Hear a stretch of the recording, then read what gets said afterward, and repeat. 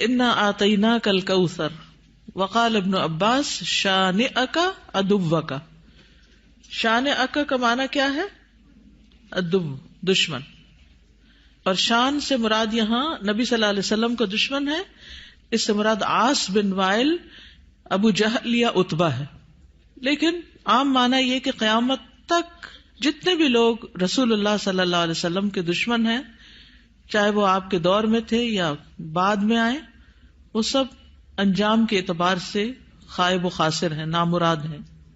حدثنا آدم حدثنا شیبان حدثنا قتادہ عن انس رضی اللہ عنہ قال لما عرج بالنبی صلی اللہ علیہ وسلم الی السماء، جب معراج پر لے جایا گیا رسول اللہ صلی اللہ علیہ وسلم کو آسمان کی طرف، قال تو آپ نے فرمایا اتیت علی نہر، میں ایک ایسی نہر کے پاس آیا، حافتاہ اس کے کنارے قباب اللؤلؤ مجوفا، کہ وہ قبے تھے خالدار موتی کے، چھوٹے چھوٹے جیسے گنبد سے بنے ہوئے ہوتے ہیں نا.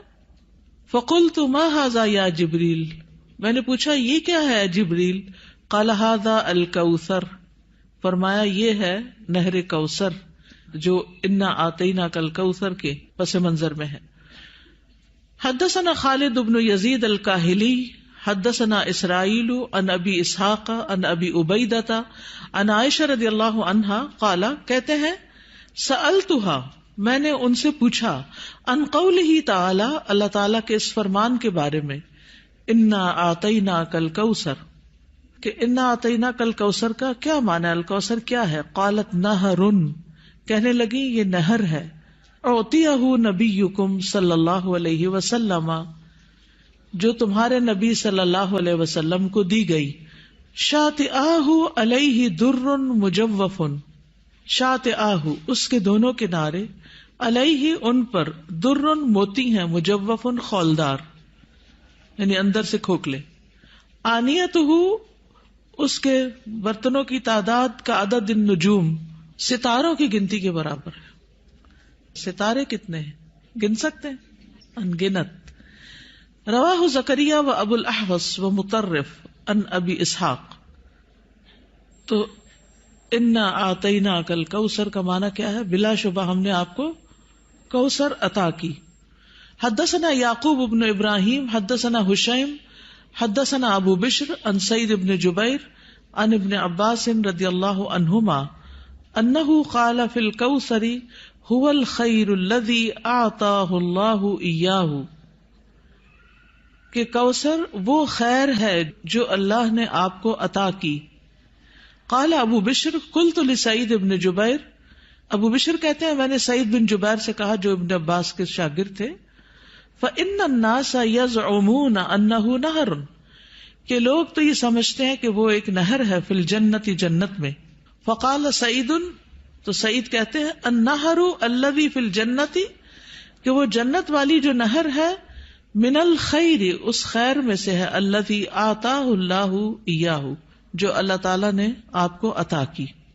تو کوثر کا لفظ جو ہے یہ لغوی اعتبار سے کثرت سے ہے، اس سے مراد خیر کثیر ہے، جیسے کہ آگے ابن عباس کہتے ہیں.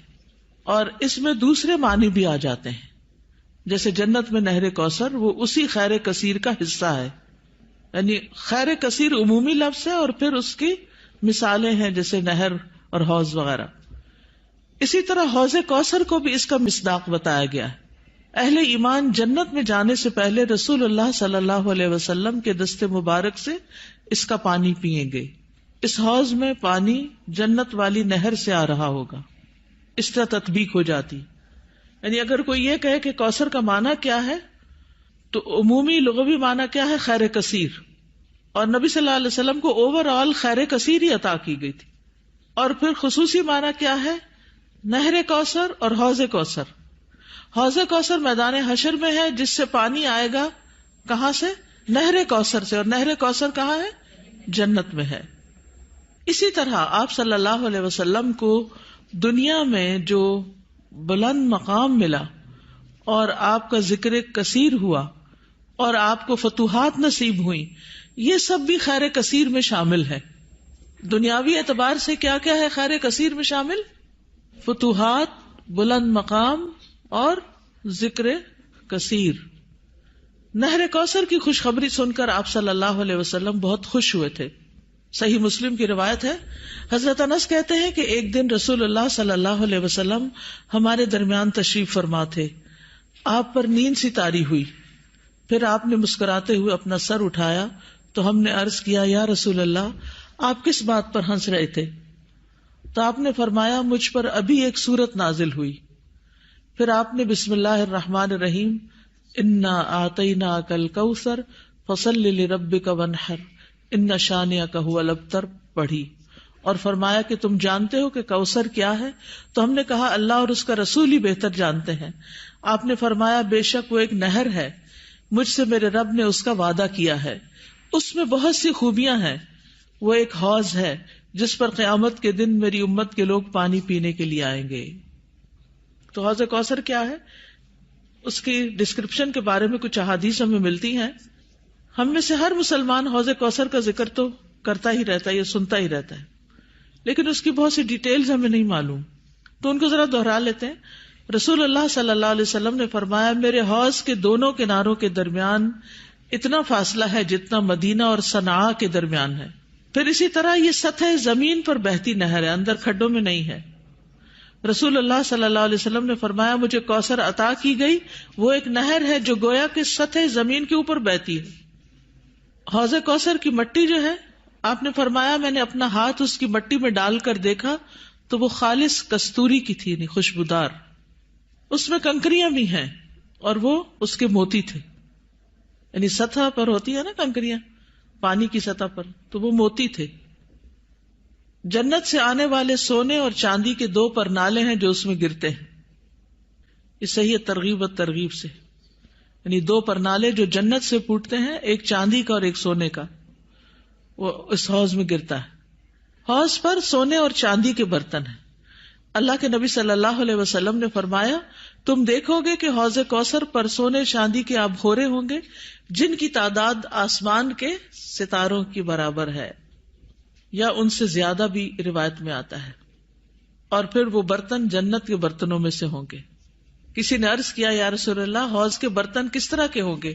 آپ نے فرمایا, اس ذات کی قسم جس کے ہاتھ میں میری جان ہے, اس کے برتن آسمان کے ستاروں سے بھی زیادہ ہوں گے, ستارے بھی ایسی اندھیری رات کے جس میں بالکل بادل نہ ہو. پھر وہ برتن جنت کے برتنوں میں سے ہیں. اس کا پانی ٹھنڈا, میٹھا اور خوشبودار ہے. رسول اللہ صلی اللہ علیہ وسلم نے فرمایا, میرا حوض عدن اور عمان کے درمیانی فاصلے جتنا ہے. حوض کا پانی برف سے زیادہ ٹھنڈا, شہد سے زیادہ میٹھا, مسک سے زیادہ خوشبودار, اس کے آبخورے آسمان کے ستاروں کے برابر ہیں. اور ایک جگہ دودھ سے زیادہ سفید بھی آتا ہے.